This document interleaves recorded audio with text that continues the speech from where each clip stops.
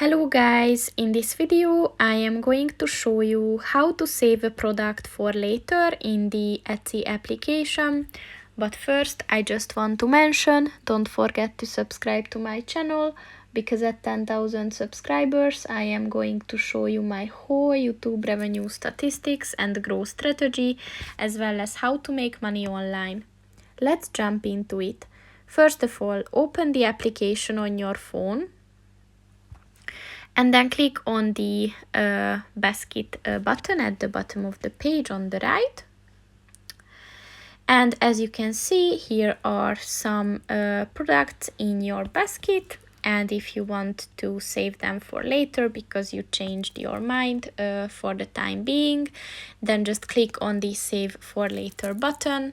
And it won't be deleted, but you will find that in the saved section at the top of the page. So that's pretty much it for this video, guys. See you in the next one. Goodbye.